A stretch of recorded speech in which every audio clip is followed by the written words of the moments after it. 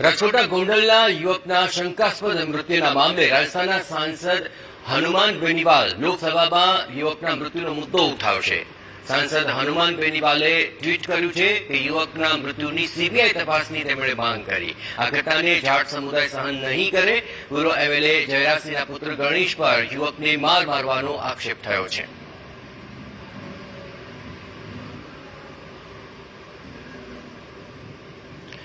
હવે સમગ્ર મામલો જે છે તેમાં સીબીઆઈ તપાસની માંગ ઉઠી રહી છે અને નાગોર રાજસ્થાનના સાંસદ હનુમાન બેનીવાલે ટ્વીટ કરીને આ મામલો સંસદ સુધી ઉઠાવવામાં આવશે તેવું તેમણે ટ્વીટના માધ્યમથી કહ્યું છે. આપણે જણાવીએ કે આ સમગ્ર મામલે હવે યુવકનું મૃત્યુ થયું અને તેની સામે જે શોધ તપાસ થવા માટે કાર્યવાહી થવી જોઈએ તેવા પણ આખરે ઘણી જે પોલીસની ઢીલી નીતિ જોવા મળી અને તેને લઈને પરિવારજનો પણ આક્ષેપ કરી રહ્યા છે.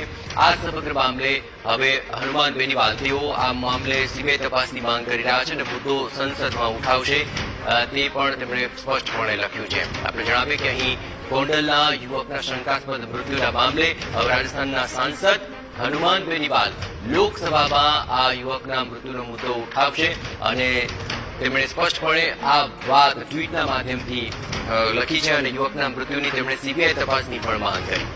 આ ઘટનાને જાટ સમુદાય જરા પણ સહન નહીં કરે અને મુદ્દો લોકસભામાં ઉઠાવશે. પૂર્વ એમએલએ જયરાજસિંહના પુત્ર ગણેશ પર આ યુવકને મારવાનો આક્ષેપ પણ લાગ્યો છે.